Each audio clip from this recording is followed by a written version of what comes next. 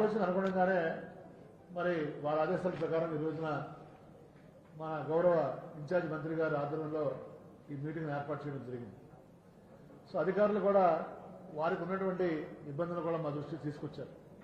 ఈ revenue collection విషయం కావచ్చు, ఈ కాంపౌండ్ వాల్స్ కట్టే విషయం కావచ్చు, తర్వాత చాలామంది షాపులు వేసుకుని అద్దులు 10 ఏళ్ల నుంచి కూడా పెంచలేదని, అలాగే ఈ ఫారెస్ట్ కూడా ఏ రకంగా అనాథాలు జరుగుతున్నాయి, ఏ రకంగా కోర్టుకెళ్ళి స్టే తెచ్చుకున్నారని, ఇవన్నీ కూడా ఎలాగా మన రాబోయే రోజుల్లో పెద్దలు చెప్తారు, prevention is better than cure. ఆక్రమణలకు గురైన తర్వాత మనం వాటి ఆక్రమణలు తొలగించేయడం కంటే కూడా ఆక్రమణలు జరిగిపోయింది. రాబోయే రోజుల్లో ఆక్రమణలు గురి కాకుండా మనం కాపాడాలి. ఇప్పటి నుంచైనా గతంలో తప్పు చేశారు కాబట్టి మళ్ళీ మనదే తప్పులు చేయకుండా ఆక్రమణలు గురి కాకుండా మనం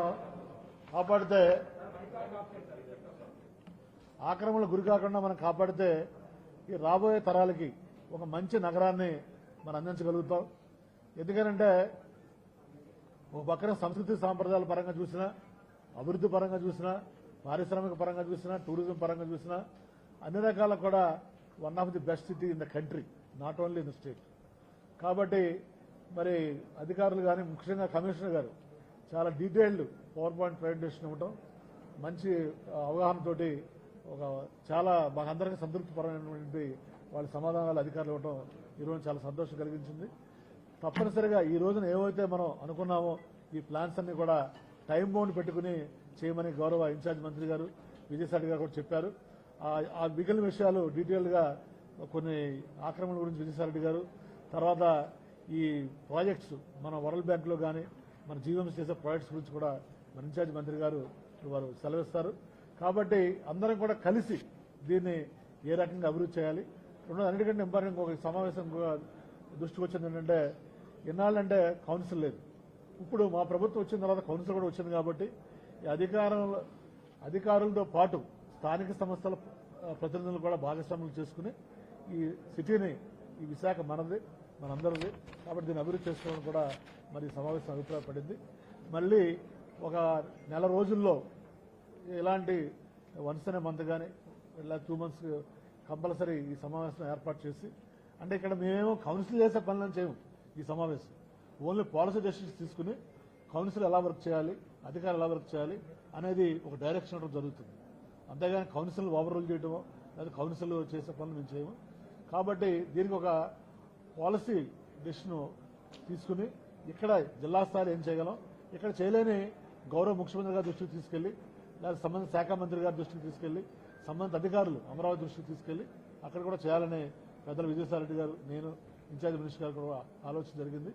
ఈ సమావేశం చాలా అర్థవంతమైనటువంటి సమావేశం, చాలా ఉపయోగకరమైన సమావేశం. దీన్ని మరి ఆర్గనైజ్ చేసేందుకు విజయసాయి గారు, ఇన్ఛార్జ్ మంత్రి గారికి కూడా జిల్లా తరపు ధన్యవాదాలు తెలియజేసుకుంటూ, జిల్లా మన ఇన్ఛార్జ్ మంత్రి గారు కన్నబాబు గారిని మాట్లాడుకోవాలి. మైకొద్దా? అందరికీ నమస్కారం. ఈరోజు విశాఖ నగరపాలక సంస్థ అభివృద్ధి కార్యక్రమాలు, అభివృద్ధి పనులు ఏ విధంగా జరుగుతున్నాయి, ఇతర అంశాలపైన సుదీర్ఘంగా రివ్యూ చేశాం. పెద్దలు విజయసాయి రెడ్డి గారు, మంత్రివర్యులు మన అవంతి శ్రీనివాస్ గారు, మేయర్ గారు హరికుమారి గారు, అదేవిధంగా శాసనసభ్యులు, కొంతమంది ప్రజాప్రతినిధులు, కమిషనర్ గారు అందరూ పాల్గొన్నారు. ప్రధానంగా ఈరోజు కొన్ని అంశాలని రివ్యూ చేసిన తర్వాత కీలకమైన విషయాలను మీకు తెలియజేస్తూ ఉన్నా. వచ్చే డిసెంబర్ నాటికి, ఈ ఏడాది డిసెంబర్ నాటికి ఇంకా ఏదైనా కొద్దిగా సమయం అవసరమైతే ఈ కోవిడ్ ఇవన్నీ కారణాల వల్ల అప్పటికే ఆలస్యమైంది కనుక వచ్చే ఆర్థిక సంవత్సరం ముగిసే నాటికి, అంటే వచ్చే మార్చి ఎండింగ్కి 3,000 కోట్ల రూపాయల విలువైన పనుల్ని ప్రారంభోత్సవాలకి సిద్ధం చేస్తాం. ఈ నగరాభివృద్ధికి సంబంధించి ఇప్పటికే అధికారంలోకి వచ్చిన వెంటనే గౌరవ ముఖ్యమంత్రి జగన్మోహన్ రెడ్డి గారు శంకుస్థాపన చేసిన పనులన్నీ కూడా ఇప్పుడు శరవేగంగా జరుగుతున్నాయి. సుమారు 450 కోట్ల రూపాయల పనులు వచ్చే 2-3 నెలల్లో ఇవి పూర్తయ్యే విధంగా ప్రణాళిక సిద్ధమైంది. ఒక్క బీచ్ కారిడార్కి సాంకేతిక ఇబ్బందులు ఉన్న కారణంగా ఒక్క పనే ఇంకా టేకప్ కాలేదు. మిగతా అన్ని పనులు కూడా వేగవంతం చేయాలని డిసెంబర్ ఎండింగ్ అని టార్గెట్ డేట్ పెట్టుకున్నాం. ఎక్కడైనా ఏదైనా కొన్ని అవాంతరాలు వచ్చినా కూడా సమయం ఒకవేళ ఎక్కడైనా వృధా అయినా మార్చి నాటికి ఈ 3,000 కోట్ల రూపాయల అభివృద్ధి పనుల నిర్మాణాన్ని కూడా పూర్తి చేసి ప్రజలకి అంకితం చేస్తామని చెప్పి ఈ సందర్భంగా చెప్తూ ఉన్నాం. గౌరవ ముఖ్యమంత్రి జగన్మోహన్ రెడ్డి గారు మమ్మల్ని అందరినీ కూడా చాలా స్పష్టమైన దిశానిర్దేశం చేశారు. విశాఖపట్నం ఒక అంతర్జాతీయ ప్రమాణాలు కలిగిన నగరంగా ఎదగాలి. ఇది పరిపాలనా రాజధాని వస్తుంది కనుక ఇక్కడ ఏవైతే మనం కొన్ని కార్యక్రమాలు తీసుకున్నాం అన్నీ కూడా ప్రణాళికాబద్ధంగా జరగాలని, దానిలో భాగంగా ఇటు ప్లానింగ్ నగరం సంబంధించిన ప్రణాళికని చాలా పటిష్టం చేయడం, అదేవిధంగా ఈ నగరానికి విశాఖ నగరానికి ఆసియాలోనే కాదు అంతర్జాతీయంగా కూడా మంచి పేరుంది. దీని అంత శాంతియుతంగా ప్రశాంతమైన వాతావరణం ఉండే విధంగా పచ్చదనం పరిడి వెళ్లే విధంగా ఒక ఎకో ఫ్రెండ్లీ సిటీగా తయారు చేయాల్సిన అవసరం ఉంది కనుక మొత్తం నగరంలో ఉన్న అన్ని పార్కులను ఐడెంటిఫై చేసి అన్ని ఓపెన్ సైట్స్ని ఐడెంటిఫై చేసి వాటిని దశల వారీగా అభివృద్ధి చేయాలని చెప్పి నిర్ణయం తీసుకున్నాం. ముడసర్లోవ పార్కుని సుమారు 100 కోట్ల రూపాయలు ప్రభుత్వం నుంచి గౌరవ ముఖ్యమంత్రి జగన్మోహన్ రెడ్డి గారు పెద్దలు రాజ్యసభ సభ్యులు విజయసాయిరెడ్డి గారి అభ్యర్థన మేరకు మంజూరు చేస్తామని చెప్పారు. ఇది దాదాపు 850 ఎకరాల విస్తీర్ణంలో ఈ పార్కు స్థలం ఉంది. వాటర్ బాడీ ఉంది. అదేవిధంగా ఇక్కడ డెవలప్ చేయడానికి చాలా అనుకూలమైన వాతావరణం ఉంది కనుక దానికి సంబంధించి వచ్చే 1-2 నెలల లోపు స్పష్టమైన ప్రణాళికలతో ముందుకు రావాలని చెప్పి అధికారులకి చెప్పడం జరిగింది. ఇప్పటికే కొన్ని థీమ్ పార్క్స్ని కూడా ఇక్కడ ప్లాన్ చేశారు.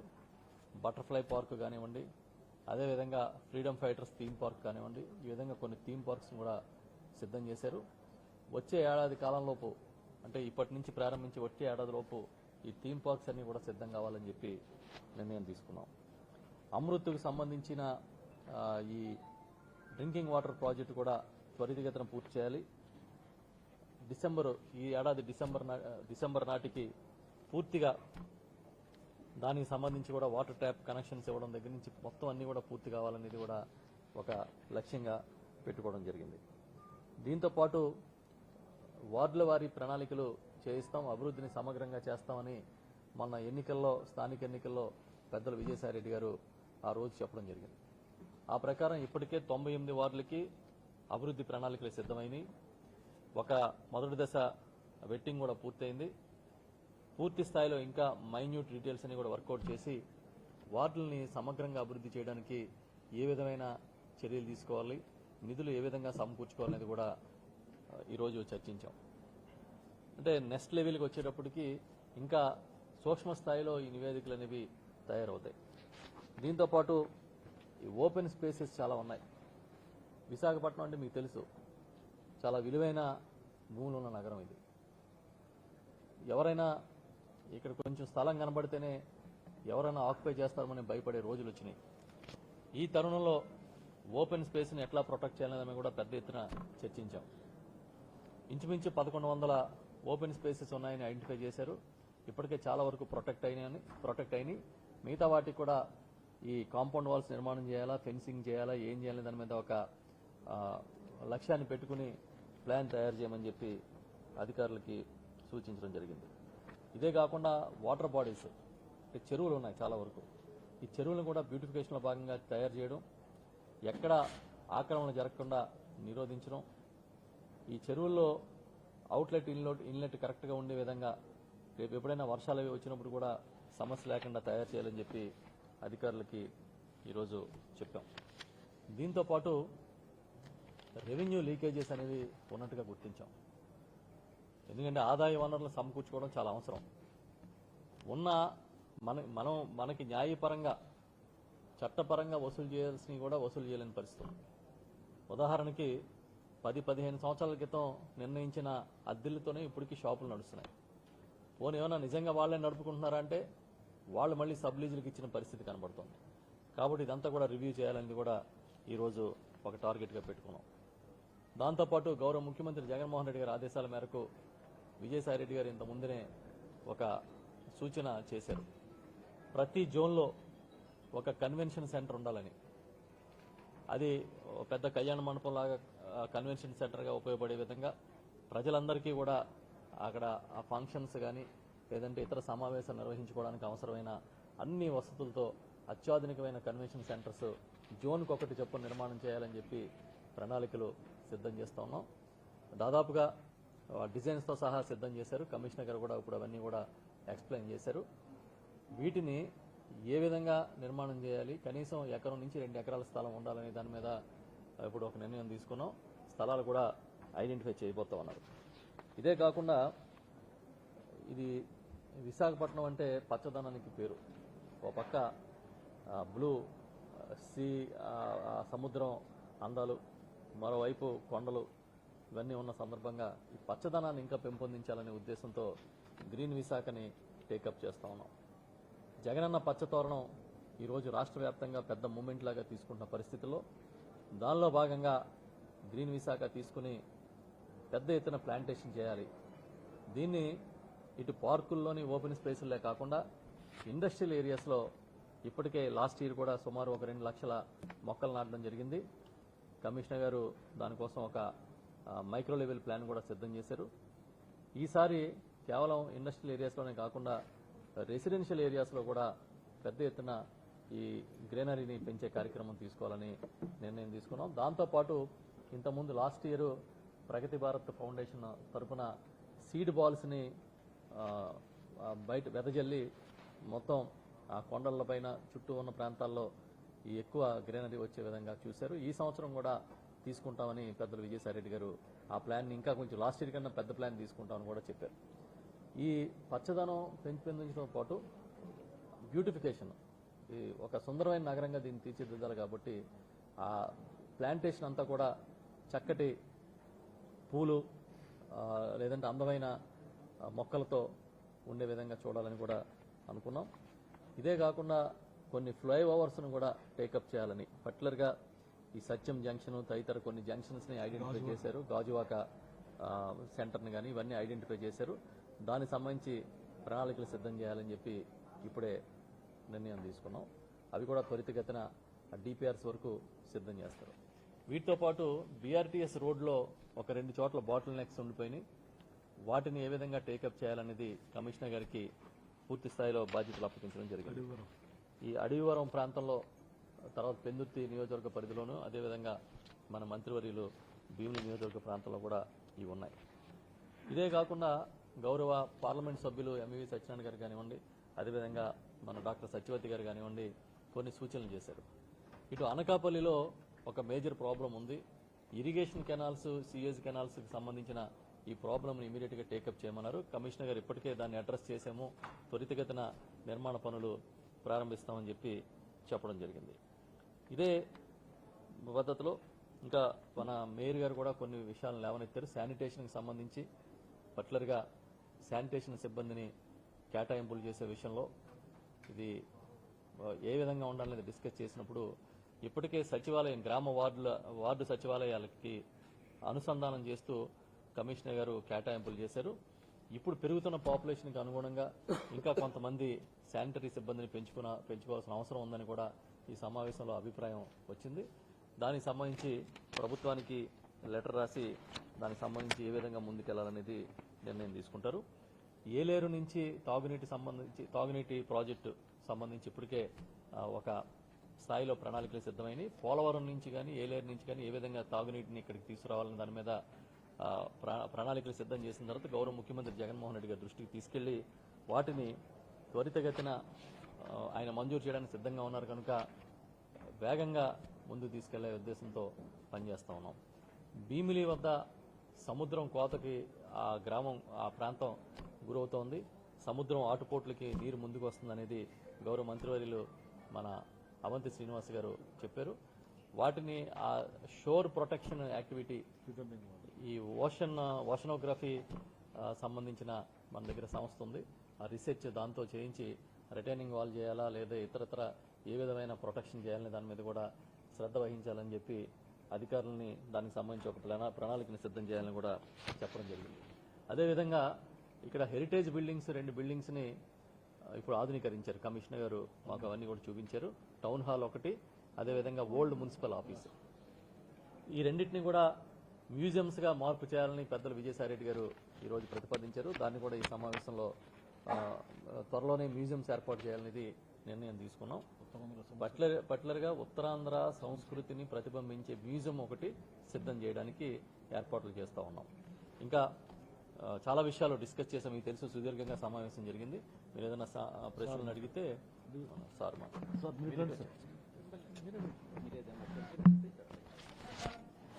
మీరు ఇక్కడ రండి సార్. మీరు క్వశ్చన్స్ ఉంటే అడిగేసి అన్ని అలాగే సార్. అంటే కాదు సార్, వాళ్ళ కెమెరా వచ్చేయండి, కెమెరా కోసం రండి సార్. అన్ని ఇష్యూస్ కవర్ అయినాయి కదా. రండి సార్. అదేం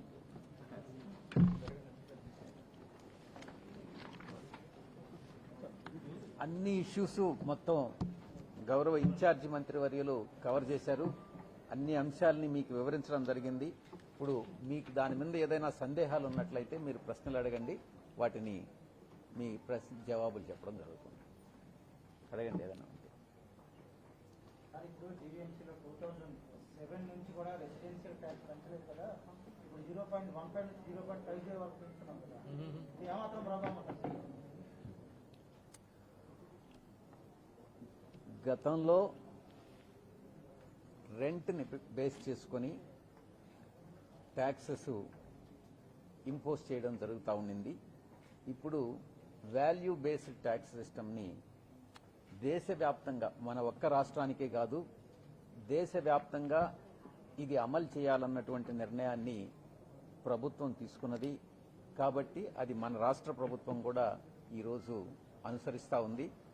దాంట్లో మ్యాక్సిమం ఇప్పుడున్నటువంటి ట్యాక్సులకి పెరిగితే ఒకవేళ 15% మ్యాక్సిమం 15% పెరుగుతాయే కానీ అంతకు మించి పెరిగేటటువంటి అవకాశం లేదు. కానీ దీన్ని ప్రతిపక్షాలు ఏదో ట్యాక్సెస్ విపరీతంగా పెంచుతున్నట్టుగా ప్రచారం చేస్తున్నారు. దాంట్లో వాస్తవం లేదు. 5% పెరగచ్చు, 6% పెరగచ్చు, బట్ మ్యాక్సిమం 15% కన్నా ఎక్కువ ఎగ్జిస్టింగ్ ట్యాక్స్ మీద పెరిగేటటువంటి అవకాశం లేదు. సార్, మురుగువాళ్ళు పాలసీ చెప్పండి సార్. ఇందాక మీరు అన్నా నేను సరిగా అర్థం అవ్వలేదు. మొత్తం విశాఖపట్నాన్ని గౌరవ ముఖ్యమంత్రి వర్యులు స్లమ్ లేనటువంటి సిటీగా తీర్చిదిద్దాలన్నటువంటి సంకల్పంతో ఉన్నారు. ఇక్కడ ఉన్నటువంటి 790 పైచిలుకు స్లమ్స్లో దాంట్లో కొన్ని గవర్నమెంట్ ల్యాండ్స్లో స్లమ్స్ ఉన్నాయి, కొన్ని ప్రైవేట్ ల్యాండ్స్లో స్లమ్స్ ఉన్నాయి. గవర్నమెంట్ ల్యాండ్స్కి సంబంధించి ఏదైతే స్లమ్స్ ఉన్నాయో వాటిల్లో డెవలప్మెంట్కి సంబంధించి రోడ్స్ వేయడానికి కానీ వాటికి సంబంధించి ఎంతైతే స్పేస్ పోతుందో వాటిని ఇయర్ మార్క్ చేసి రిమైనింగ్ ల్యాండ్ ఏదైతే ఉందో అది జీవీఎంసీ వాళ్ళు అక్కడ నివసిస్తున్నటువంటి స్లమ్ డ్వెల్లర్స్ ఎవరైతే ఉన్నారో వాళ్ళందరికీ కూడా పంచిపెట్టడం, పట్టాలు ఇవ్వడం జరుగుతుంది.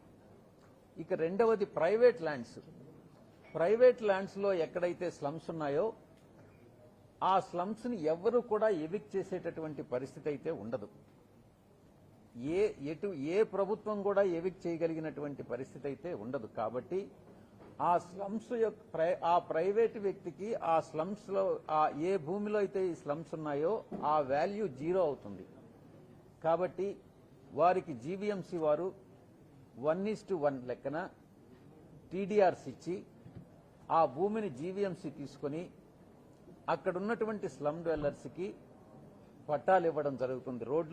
రోడ్లు బాగా నీట్గా రోడ్లు వేయడం, మిగతా ల్యాండ్ ఏదైతే ఉందో వాళ్ళకి స్లమ్లో ఉన్నటువంటి డ్వెల్లర్స్కి అందరికీ కూడా పట్టాలు ఇవ్వడం జరుగుతుంది.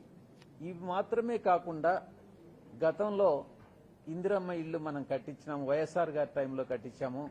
ఆ తర్వాత జేఎన్ఎన్ఆర్ఎంలో ఏదైతే ఇల్లు కట్టించామో ఆ ఇళ్ళన్నీ కూడా ఈరోజు మెయింటెనెన్స్కు నోచుకోక ఆ స్లాబ్లు ప్లాస్టరింగ్ పడిపోవడం, ఈ వాల్స్కి ఉన్నటువంటి ప్లాస్టరింగ్ బయట వచ్చేయడం, డ్రైనేజ్ పైపులన్నీ పగిలిపోయి ఈ యొక్క మురికంతా కూడా ఆ ఫ్లాట్స్కి ఈ 2 ఫ్లాట్స్కి మధ్యన ఉన్నటువంటి ప్లేస్ అంతా కూడా దుర్గంధానికి లోను కావడం జరుగుతూ ఉంది. దీనికి సంబంధించి ప్రభుత్వం ఒక్కొక్క ఫ్లాట్కి 10,000 రూపాయల చొప్పున రిపేర్లకు అన్నిటికీ కూడా. ఎందుకనంటే అక్కడ నివసిస్తున్నటువంటి వారు పేదవారు కాబట్టి వారు మెయింటెనెన్స్ ఇచ్చుకునేటటువంటి పరిస్థితి కూడా లేదు కాబట్టి ప్రభుత్వమే ప్రతి కుటుంబానికి కూడా 10,000 రూపాయలు ఒక్కొక్క ఫ్లాట్కి ఇచ్చి రిపేర్లు చేయించడం జరుగుతుంది. అవసరమైతే అది చాలనట్లయితే జీవీఎంసీ వారే, వాళ్ళు ఓనర్స్ కాకున్నప్పటికీ కూడా ప్రజల ప్రయోజనాలను దృష్టిలో పెట్టుకుని ఆ ఫ్లాట్స్ అన్నింటినీ కూడా రిపేర్లు చేయించడం జరుగుతుంది. రైల్వే నేవీ పోర్టు సంబంధించిన తర్వాత ఉన్నాయి సార్, వాటిలో చాలా సమస్యలు ఉన్నాయి. వాటిని కూడా మనం చేయకూడదు. రైల్వేస్ ఉత్తర నియోజకవర్గంలో రైల్వే గాంధీనగర్లో రైల్వే ల్యాండ్లో స్లమ్ ఉంది. వారికి ఆల్రెడీ లెటర్ రాయడం జరిగింది రైల్వేస్కి. మీకు వేరే స్థలాన్ని కేటాయించడం జరుగుతుంది, ఈ స్థలాన్ని మీరు జీవీఎంసీ వారికి ఇవ్వండి, ఇస్తే అక్కడ నివసిస్తున్నటువంటి వారికి పట్టాలు ఇచ్చేటటువంటి అవకాశం కలుగుతుందని వారికి ఆల్టర్నేట్ ల్యాండ్ చూపించడం జరుగుతుంది. నేవీ పోర్టు సంబంధించిన కొంతవరకు ఎవరికైనా వేరే గవర్నమెంట్ డిపార్ట్మెంట్స్, కేంద్ర ప్రభుత్వానికి సంబంధించినటువంటి ఏ డిపార్ట్మెంట్కి సంబంధించిన ల్యాండ్స్ లో స్లమ్స్ ఏదైనా ఉన్నట్లయితే వారికి ఆల్టర్నేట్ ల్యాండ్ చూపించడం జరుగుతుంది. పాత ట్యాక్స్ అయితే 0.15% పెరుగుతుంది మీరు చెప్తున్నారు. కొత్తగా ఆస్తి పని పరిధిలో వచ్చే వాళ్ళకి అది మూలధన విలువ వచ్చేసి ఎక్కువ రేటు పెరిగే అవకాశం ఉంటుంది. అంటే మాక్సిమం 15%, అంతకన్నా ఎక్కువ పెరిగేటటువంటి అవకాశం. కొత్తగా ట్యాక్స్ పరిధిలోకి న్యూ ట్యాక్స్ పరిధిలోకి వచ్చే వాళ్ళకి ఏ విధంగా అప్పుడు రేట్ ఎక్కువ పడే అవకాశం ఉంటుంది. ఇప్పుడు ఫస్ట్ టైం అది క్యాపిటల్ వాల్యూకి సంబంధించింది కాబట్టి అది ఒక పాలసీ, కేంద్ర ప్రభుత్వ విధి విధానాలను అనుసరించి దేశవ్యాప్తంగా ఇక్కడ కూడా ఇంప్లిమెంట్ చేయడం జరుగుతుంది. 2 crores అనౌన్స్ చేశారు దేనికి సార్? ఎంపీ ల్యాబ్స్ ఇస్తాను. మొత్తం 8 జోన్స్ ఉన్నాయి ఇక్కడ విశాఖపట్నంలో. ఒక్కొక్క జోన్లో 1,000 మందికి సీటింగ్ అరేంజ్మెంట్ చేసేటట్టుగా ఒక్కొక్క కన్వెన్షన్ సెంటర్ కట్టే రకంగా జీవీఎంసీ వారు 1.5 ఎకరా కానీ 2 ఎకరాలు కానీ వాళ్ళకి లేనట్లయితే రెవెన్యూ నుంచి ల్యాండ్ తీసుకుని ఒక్కొక్క జోన్కి ఒక్కొక్క కన్వెన్షన్ సెంటర్ కట్టించడం జరుగుతుంది. ఆ కన్వెన్షన్ సెంటర్కి కమిషనర్ గారు ఇచ్చినటువంటి ఎస్టిమేట్ ప్రకారం 5 కోట్ల రూపాయలు ఖర్చు అవుతుంది ఒక్కొక్క కన్వెన్షన్ సెంటర్కి. 8 × 5 40 కోట్ల రూపాయలు దీనికి అవసరపడుతుంది. రాబోయేటటువంటి 3 సంవత్సరాల్లో ఈ యొక్క 8 జోన్స్లో 8 కన్వెన్షన్ సెంటర్స్ ఒక్కొక్క సెంటర్ 5 కోట్ల చొప్పున పూర్తి చేయాలనని, అవసరమైనటువంటి ఫండ్స్ ఎంపీ ల్యాడ్స్ నుంచి, నా యొక్క ఎంపీ ల్యాడ్స్ నుంచి దానికి ఖర్చు పెట్టేటట్టుగా, అది చాలనట్లయితే సిఎస్ఆర్ ఫండ్స్ నుంచి ఖర్చు పెట్టించేటటువంటి విధంగా ప్రణాళికలు తయారు చేయడం జరిగింది కమిషనర్ గారు. అది త్వరలో ఫేజ్డ్ వారీగా ఆ యొక్క పనులు ప్రారంభమవుతాయి. 300 చదరపు అడుగులు ఉండేదానికి 50 రూపాయలు పే చేస్తామని చెప్తున్నారు. అయితే ఇక్కడ మన స్లమ్స్ లో G+1 G+2 కన్స్ట్రక్షన్ ఉంటాయి, దానికి 50 రూపాయలు వచ్చేస్తుంది. అందుకని 300 and less 50. ఓకే, అంటే G+1 G+2 కన్స్ట్రక్షన్ మొత్తం నివాసము 350 స్క్వేర్ ఫీట్ లోపల ఉంటే 50, మొత్తం కలిపి 350 ఉంటే 50, 350 ఉంటే 50. సార్, ఈ ప్రభుత్వ భూములు ఏదైతే తాకట్టు పెడుతున్నారని ఒక వాదన ట్రూ సార్, పెడుతున్నారని ఒక వాదన వినిపిస్తున్నారు. So it's true. ఎప్పుడైనా కూడా రాష్ట్ర ప్రభుత్వం ఇదేదో మీరు కొత్తగా ఈ రోజు వేస్తున్నటువంటి ప్రశ్నలాగా కనపడతా ఉంది. కాదు, ఇది మనకు స్వాతంత్రం వచ్చినప్పటి నుంచి, ఆ తర్వాత ఏ రాష్ట్ర ప్రభుత్వమైనా, ఇది ఒక ఆంధ్ర రాష్ట్రానికి ప్రత్యేకం కాదు, ఏ రాష్ట్రమైనా కూడా ఏదైనా కానీ కేంద్ర ప్రభుత్వం నుంచి ఆర్బీఐలో ఓడీ తీసుకుంటే కాకుండా ఎక్కడైనా కానీ బారో చేయాల్సి వస్తే ఆ బారోయల్కి గ్యారంటీ ఇవ్వడం అన్నటువంటిది సర్వసాధారణమైనటువంటి విషయం. దానికి రాష్ట్ర ప్రభుత్వం దగ్గర ఏ ఆస్తులున్నాయన్నటువంటిది చెప్పడం జరుగుతుంది. అదేదో తనఖా పెట్టేస్తున్నారనని, అదేదో కొత్తగా ఈరోజు మనం ఈ యొక్క ప్రభుత్వం దాన్ని అవలంబిస్తుందనని ఒక దుష్ప్రచారం చేయడం అనేటువంటిది జరుగుతూ ఉంది. మీరు ఒక్కసారి గతాన్ని వెరిఫై చేసుకోండి. అది మనం ప్రారంభించామా, ఇది ఒక రెగ్యులర్ ప్రాక్టీసా, ప్రెసిడెంటా అన్నటువంటిది మీరు ఒక్కసారి ఆలోచించుకొని ఆ తర్వాత మళ్ళీ నెక్స్ట్ టైం మీరు కానీ క్వశ్చన్ వేస్తే నేను జవాబు చెప్తాను. సార్ ఇప్పుడు ఈ ఏడాది లేనప్పటికీ వాటర్ ప్రైస్ స్టెబిలిటీ వస్తుంది. తాగునీటి కొరత ఇట్లాంటిది తీసేది అర్థం అవుతుంది. ఈ సంవత్సరం లేదు కానీ బట్ ఎప్పుడైనా తాగునీటి కొరత వస్తే నెక్స్ట్ స్పోర్ట్స్ సంబంధించి కొంత ఒక్కొక్కటి విశాఖపట్నం సిటీకి తాగునీటి సమస్య లేకుండా పరిష్కారం చేసేదానికి మన గౌరవ ముఖ్యమంత్రి వర్యులు ఏలేరు నుంచి కానీ అటు పోలవరం నుంచి కానీ పైప్ లైన్ ద్వారా నీళ్లు తీసుకొచ్చేటటువంటి పథకాన్ని ప్రారంభించబోతున్నారు. అది ఏలేరు నుంచా లేకుంటే పోలవరం నుంచా, ఎంత ప్రాజెక్ట్ అన్నది ఇది ఇంచుమించుగా 3,300 కోట్ల నుంచి 5,000 కోట్ల రూపాయల వరకు ఖర్చు అవుతుంది. అది అతి త్వరలో మనం ఆ ప్లాన్స్ అన్ని కూడా పూర్తి చేసి, డిపిఆర్స్ అన్ని కూడా పూర్తి చేసి గౌరవ ముఖ్యమంత్రి వర్యులు ప్రారంభించడం జరుగుతుంది. ఫ్రాంక్లిన్ టెంపుల్టన్ అనేది బ్యాక్ వెళ్ళిపోయింది అనేది నిజంగా వాళ్ళ ఒప్పందం రద్దు చేసుకున్నారు సార్. అది దానికి సంబంధించి ఏమైనా సమాచారం? చంద్రబాబు నాయుడిని అడిగితే బాగుంటుందేమో. నెక్స్ట్ సార్ ఇక్కడ కొండవాళ్ళు ప్రాంతాలు వర్షాకాలం సీజన్ వస్తుంది. కొండవాళ్ళు ప్రాంతాల్లో చాలా మంది కొండలు దాడి పడే అవకాశం ఉంది. ఇది రిటైనింగ్ వాల్స్ ఏమైనా గత ఎలక్షన్స్ లో జీవీఎంసీ ఎన్నికల్లో వార్డు ప్రచారం చేసినప్పుడు ఎక్కడైతే కొండవాళ్ళు ప్రాంతాలు ఉన్నాయో ఆ ప్రాంతాల్లో రీటైనింగ్ వాల్స్ కట్టించడం, ఎక్కడైతే స్టీప్గా కొండెక్కాల్సినటువంటి పరిస్థితి ఉందో అక్కడ మెట్లు కట్టించడం, ఇవన్నీ కూడా ఎన్నికల్లో ఇచ్చినటువంటి హామీలు. అవి కూడా ఈరోజు ఈ యొక్క సమావేశంలో చర్చించడం జరిగింది. అవన్నీ కూడా పూర్తి చేస్తామని ఈ సందర్భంగా మీకు తెలియజేస్తాను.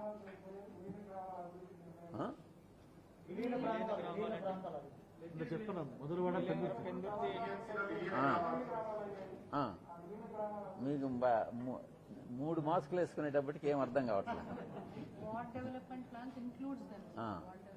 98 వార్డులు ఉన్నాయి జీవీఎంసీ పరిధిలో. 98 వార్డులకి ఒక్కొక్క వార్డుకి వార్డ్ డెవలప్మెంట్ ప్లాన్ అన్నటువంటిది కమిషనర్ గారు తయారు చేశారు. ఒక్కొక్క వార్డులో ఏం చేయాలి, ఏమేం పనులు చేయాలి, మనం ఏమి హామీ ఇచ్చాం, అది డ్రైనేజ్ వర్క్స్ కానీ, పార్క్స్ కానీ, రోడ్స్ కానీ, షెల్టర్స్ కానీ, అక్కడ ఉన్నటువంటి ఇన్ఫ్రాస్ట్రక్చర్ కానీ, ఏదైనా కూడా ఏమేం చేయాలన్నటువంటిది పథకాన్ని, ప్రణాళికలన్నీ కూడా సిద్ధం చేయడం జరిగింది. దాని గురించి కూడా ఈరోజు డిస్కస్ చేశాం. ఒక్కొక్క వార్డును బట్టి కొన్ని వార్డ్స్లో 5 కోట్లు, కొన్ని వార్డ్స్లో 6 కోట్లు, 10 కోట్లు ఈ రకంగా ఖర్చు పెట్టాల్సినటువంటి అవసరం ఉంది. దానికి సంబంధించి రిసోర్స్ మొబిలైజేషన్ ఎలా చేయాలి అన్నటువంటి దాన్ని అది కూడా ప్రణాళిక సిద్ధం చేయడం జరుగుతుంది. వీటిల్లో విలీన ప్రాంతాలు కూడా దీనిలో కవర్ అవుతాయి. డెవలప్మెంట్ పరంగా కరోనా కష్టకాలంలో ఒక్కసారి ఒక గ్రూప్ వచ్చింది. అంటే ఇప్పుడు స్పీడ్ అప్ అవుతున్నారు. ఏమైనా క్యాపిటల్ తరలింపు సంకేతాలు అనుకోవచ్చు, ఇవన్నీ అందులో భాగంగానే అనుకోవచ్చు. ఏమైనా డెడ్ లైన్ పెట్టుకుని పనిచేస్తున్నారా? పాలన ఎప్పటి నుంచి ప్రారంభం? ఎగ్జిక్యూటివ్ క్యాపిటల్ అన్నటువంటిది విశాఖపట్నానికి రాబోతుంది. ఇది పదే పదే నేను ప్రతిసారి మీరు అడిగినప్పుడల్లా చెప్తా ఉన్నా. దానికి డేట్స్ మీరు ఒక పర్టికులర్ డేట్ అని ముహూర్తం ఇంకా ఫిక్స్ చేయాల. త్వరలో క్యాపిటల్ ఇక్కడికి షిఫ్ట్ అవుతుంది. మీకు దానికి సంబంధించిన సంకేతాలు అందుతా ఉన్నాయి. ఇంతకన్నా ఎక్కువ వివరాలు ఇప్పుడు చెప్పడం మంచిది కాదని నా ఉద్దేశం. Okay, thank you. Sorry late అయింది.